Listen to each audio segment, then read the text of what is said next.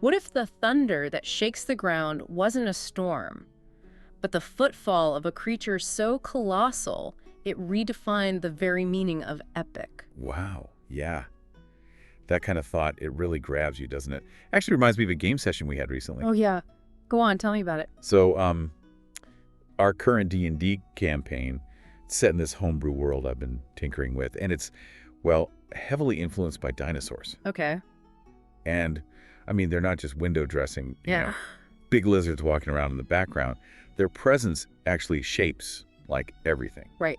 How so? Give me an example. Well, okay, just last week, the party was dealing with this massive migration. Sauropods, the huge long neck ones. Oh, yeah. Enormous. Exactly. Usually pretty docile. But just the sheer numbers, the size, it was a huge problem. They were heading straight for a few small settlements, Oh, wow. including one the players had gotten pretty attached to. And you can't just, fight a herd of sauropods. That's No. impossible. Precisely. Their usual tactics. Hitting monsters. Totally useless here. They had to actually, think about the environment, the dinosaur behavior, their needs. It was a totally different kind of puzzle. So what'd they do? They actually came up with this really clever plan involving controlled burns. Very carefully done. Oh, smart. Yeah, they figured sauropods would probably avoid fire, try to stay clear of big open flames, so they managed to create these, channels of fire to steer the herd away. Nice. That worked. It did. It was a great moment, showing how the dinosaurs forced them into creative problem solving, not just combat. That's exactly the kind of thing we're digging into today, actually. We found this really insightful article. It's from LitRPG Reads. Oh, yeah. Called How to Build an Epic Dinosaur-Filled Setting for Your Tabletop RPG Campaign. And it goes way beyond just, monster stats. It's about really integrating them. Okay, cool. So that's our mission for this deep dive then. Yeah, basically.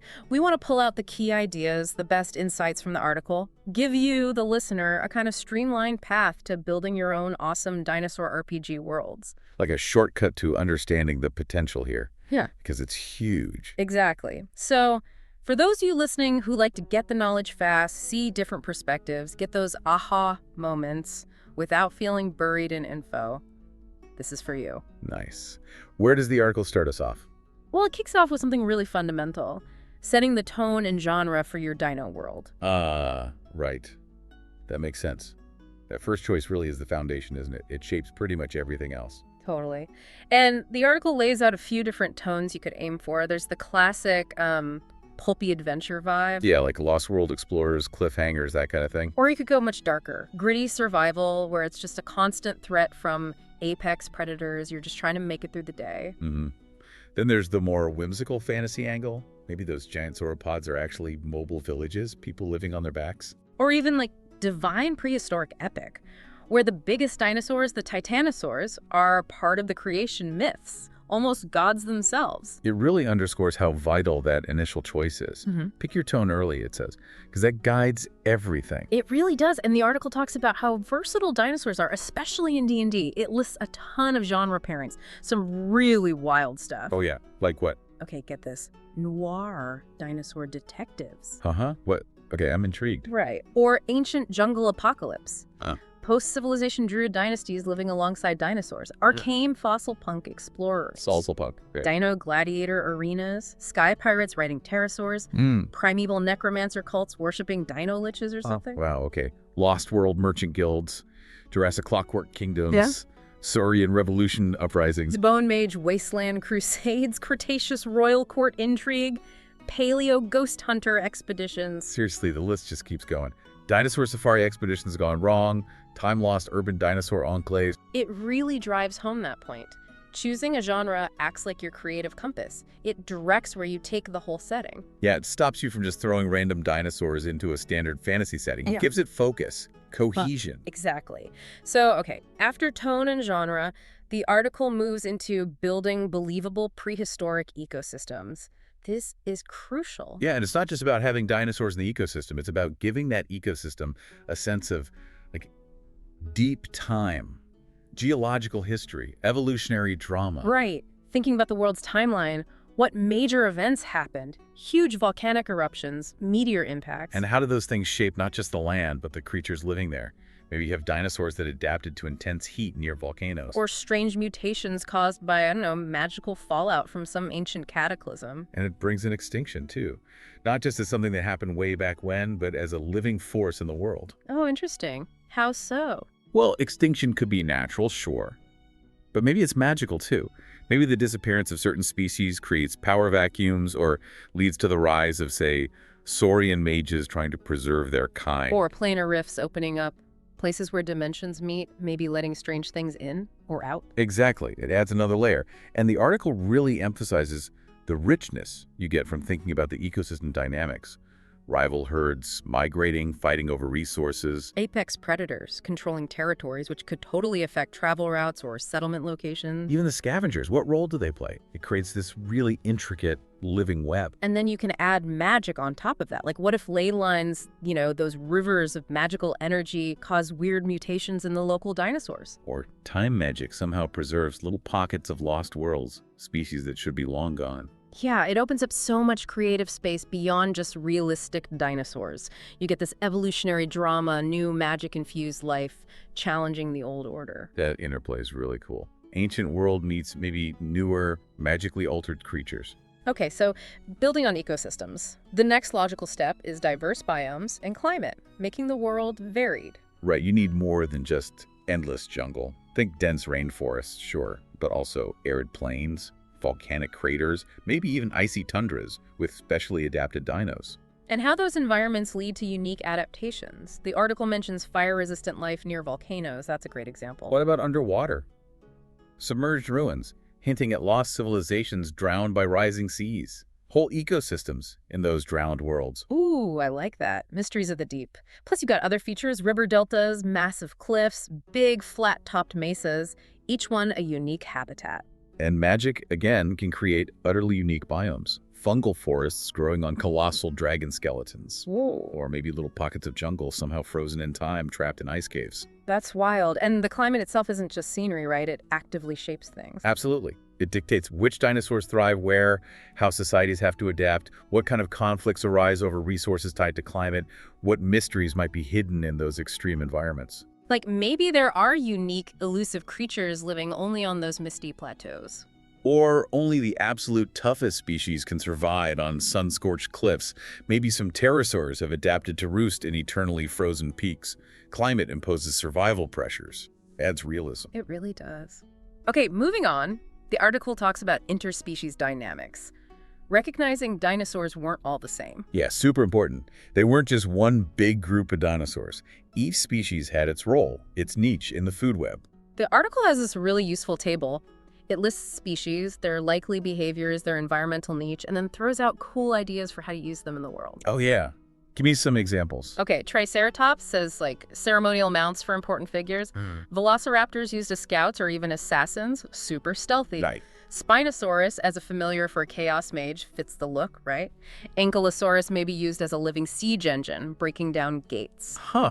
Love that, like a walking tank. Pteranodons for messengers or spies. Giganotosaurus as that ultimate apex threat everyone fears. Stegosaurus as a living barricade. Mosasaur may be seen as a guardian spirit of the waterways. Deinonychus as a gladiator champion. Parasaurolophus, with its crest, used as a ritual calling beast. It really shows the variety. And tying this back to ecosystems, these different roles naturally cause drama, territorial fights. Right. Migrations causing upheaval as they pass through settled lands. Apex predators influencing where people dare to build or travel. It generates natural narrative arcs. What happens when a drought hits and food gets scarce? Or when the main prey species of a big predator declines. They might start hunting closer to villages. These aren't random encounters, they're part of the world's story. Exactly, which leads perfectly into the next bit. Integrating dinosaurs into the history and mythology of your world. This is where it gets really cool. Oh, I love this angle. The idea that fossils aren't just old bones. In a world like this, they could be sacred texts, divine relics. Keys to ancient horrors, maybe? Things best left buried. Totally. You could have origin myths where dinosaurs were the first gods, or the first monsters. Their battles shaped the world. Imagine a culture where a massive brontosaurus migration is their calendar. It marks the turning of the year. Or whole religions, founded on finding a perfectly preserved, fossilized skeleton. prophecies tied to finding certain bones. Divine reawakening prophecies. The ancient beasts will return when the world needs them most.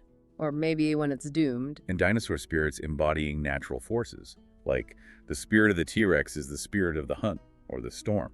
The potential for sacred migrations, ritual hunts that are hugely important culturally, forbidden digs into ancient fossil beds. It weaves history and the primal together. It really elevates the setting beyond just fantasy world with dinosaurs into something deeper, more mythic. The article then digs deeper into that fossils as sacred texts idea. Right, exploring all the different ways societies might actually view and use these remains. It's not just digging them up. Yeah, some might try it kind of science, maybe slawed, but trying to understand. Others see them purely as holy relics. Every sign has huge religious weight. Might even cause wars between faiths interpreting the bones differently. And then there are those who see fossils as sources of power. Actual magic, imbued with ancient energy, used in rituals. Cults rising and falling based on control of certain fossil sites. That's great conflict fuel.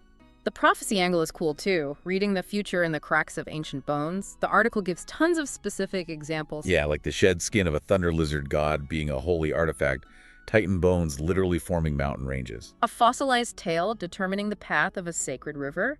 Using feathered raptor bones for communion rituals. Horned beast fossils used in coronations. Avian dinosaur spirits acting as guides in the afterlife. Fossil nests seen as sites of ancestral protection. Believing a falling star tooth, maybe a meteor fragment found with bones, offers protection. A fossilized claw becoming a symbol of justice or extinction. Prophecies written on giant rib bones, using specific bones as keys to unlock ancient tombs or gates. Crossing rivers on bridges made of fossilized skeletons. Divining the weather by listening to echoes in fossil caves. Music played on fossil-based instruments for rituals. A heartstone found inside a skeleton believed to be the world's spirit. It's just, wow. So many hooks. It makes fossils central, powerful, full of meaning. Yeah. Not just background detail. Exactly. Okay, so from mythology and fossils, we move to societies and civilizations actually shaped by dinosaurs. How people live day to day. This is where you see cultures that haven't just survived alongside dinosaurs. They've fundamentally adapted to them. Like cities using armored dinosaurs for transport, maybe specific guilds forming around certain species, raptor handlers, brontorider nomads. Druidic orders may be focusing on healing or communicating with specific dinosaur types. These societies are defined by their relationship with these creatures. Their whole economy might depend on dinosaur products, hides, meat, eggs, bone. Political power tied directly to controlling the biggest or most useful beasts. And that mix of reverence and fear the article mentions. Maybe leading to things like sacred gladiatorial combat, dinosaur versus warrior. Or maybe bone tithes offerings left for powerful predators to keep them away, and how fragile these societies might be, constantly threatened by a sudden migration or a rampage. You could have cultures that grew up literally in the shadow of dangerous nesting grounds. Maybe they worship the matriarchs or have elaborate rituals to appease them. The potential for unique societies is just huge. Definitely. Letting the local dinosaurs influence the core aspects of a culture. Architecture, trade, diplomacy. That's how you make it feel real and unique. And the article gives specific examples for city design. Yeah, this is fun, seeing the practical side. Cliffside cities only reachable by pterosaur riders. Mobile platforms on the backs of giant brontosaur sky gardens. Imagine that. Temples built from fossilized bones. Raptor rider guilds having nests high up in city spires. Fortifications near volcanoes made from those super hard obsidian bones. Maybe even cultures that live entirely underground in burrow systems, avoiding the surface dangers. Or underwater cities designed to mimic the skeletons of mosasaurs. Whoa. And think about public spaces. Plazas paved with bone fragments. Watchtowers made from giant leg bones. Market districts laid out like nesting grounds. Hidden escape routes designed for quick exits during a rampage. Even taverns themed around dinosaur anatomy. And that emphasis on verticality is key. Sky bridges, ropeways, but also wide ramps to accommodate big dinosaurs moving through the city. It's architecture born from necessity and maybe reverence. So cool. Okay, then the article looks at socio-political structures, how power works in these societies. And again, it's not just about people. Power is tied to the dinosaurs. Maybe you have castes based on which species your family is traditionally skilled at handling or taming. Or tribal hierarchies, where the leader is the one who successfully tamed an apex predator. That's status right there. The article lists so many possibilities. Tribal councils led by master tamers, nomadic clans following the herds, Guilds of scavenger tamers who work with smaller, opportunistic dinosaurs. Matriarchal societies controlling vital pterosaur nesting cliffs. Gladiator republics where dromaeosaur champions are the heroes. Maybe city-states that completely ban domesticated dinosaurs, too dangerous, too unpredictable. Oligarchies run by powerful fossil mages who draw power from bones. River confederacies whose power comes from controlling aquatic dinosaurs. Kingdoms built around worshipping a thunder cult. Militias composed entirely of pterosaur riders. Even bureaucracies based on fossil records. Underground resistance movements that worship dinosaurs as symbols of freedom. Theocratic enclaves defined by sacred migrations. Pacifist cities that leave offerings for predators instead of fighting them. It just shows how deeply dinosaurs can influence the very fabric of society, creating endless potential for intrigue and conflict. It really adds that layer of complexity. It's not just monsters, it's how they shape people. Okay, let's talk daily life and economy. Right, the practical side again. How are dinosaurs used? For labor, wealth, protection status. Big herbivores as living engines, basically. Pulling heavy loads, powering mills, armor plates used for shields, horns and claws may be used as currency or valuable trade goods. The egg trade could be huge, a major part of the economy in some areas. And security roles, we mentioned raptor patrols, maybe ceratopsian cavalry charges in warfare, pterosaur messengers zipping across the map. Plus the magical side. Scales used as arcane foci, claw blades enchanted for warriors, drawing energy directly from fossils. Civilizations could become totally dependent on this dino commerce, which makes them vulnerable, right? Ecological changes, disease hitting a key species that could crash an economy. Creates a very dynamic world, which leads nicely into thinking about dino-based professions, jobs that only exist here. Yeah, this is fun. Brainstorming unique roles, like a professional herd leader, guiding those massive migrations safely. Raptor rustler, someone who steals trained raptors maybe. Egg trader, obviously. Brontorider navigator, guiding those living islands. Fossil smith, working with bone and petrified wood. Saurian diplomat, trying to negotiate between humans and maybe intelligent dinos. Apex beast wrangler, capturing monsters for arenas or research. Pterosaur postmaster, love that. Nest guardian, protecting valuable eggs. Scale shaper, crafting goods from hides. Dino handler, the general term for trainers. Druidic beast healer, specializing in dinosaurs. Jurassic chef, what delicacies could you make? Gladiatorial beast trainer. Fossil scribe, recording ancient knowledge from bones. Carnivore scout, tracking dangerous predators. Each one is a potential NPC, a contact, a rival, a whole adventure hook waiting to happen.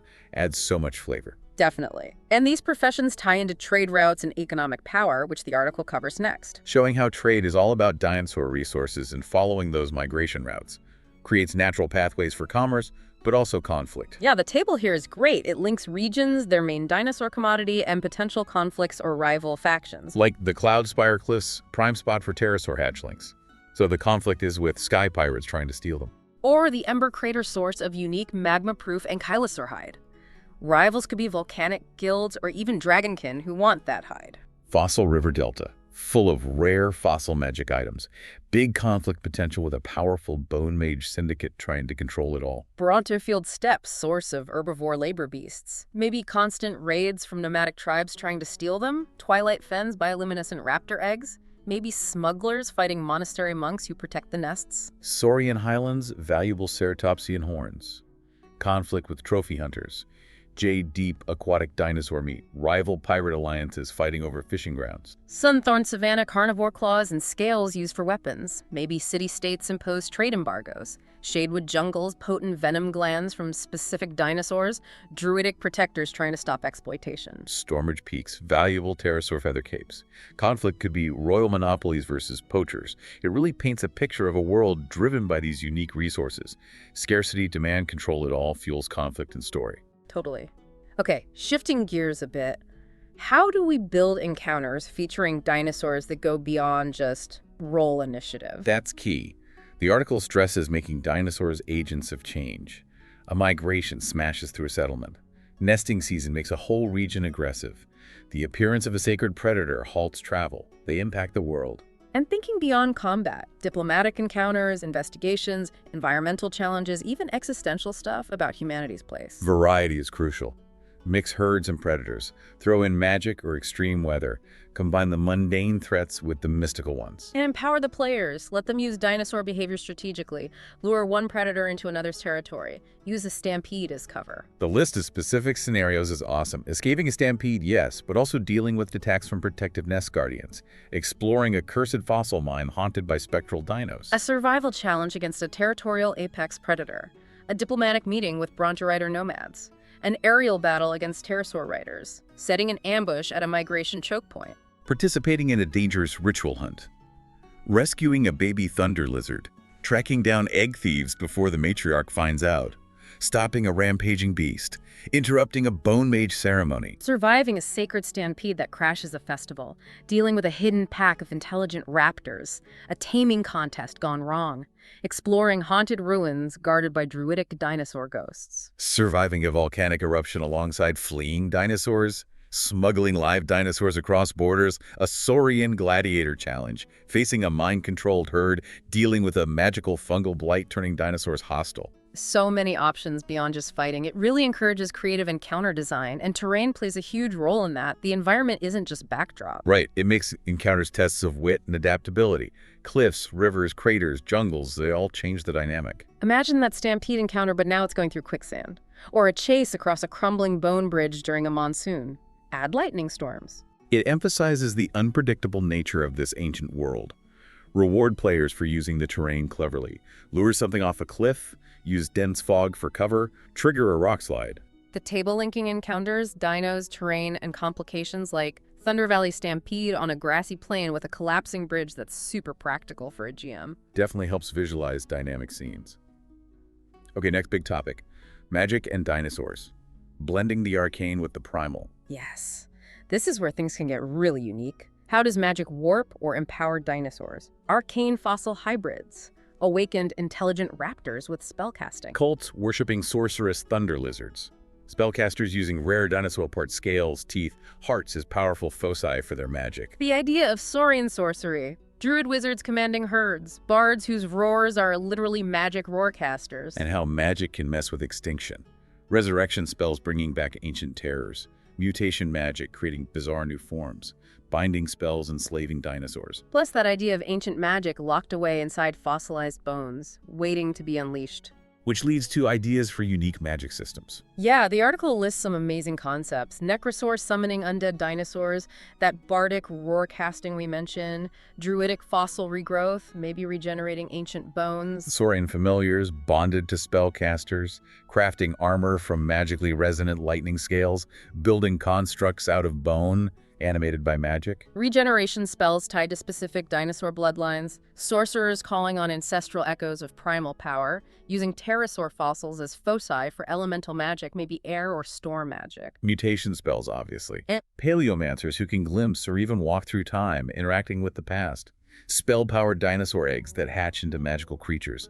Sacred fossil wards protecting areas. Scale tattoos that grant power. Druids with feral wild-shaped forms based on dinosaurs. So many cool thematic ideas. It really pushes you beyond the standard spell lists. Make the magic feel ancient, primal, connected to these creatures. Then there's the concept of magical extinction events. Big, campaign-defining moments. Yeah, taking extinction and making it magical, cosmic, divine. A flood summoned by angry gods.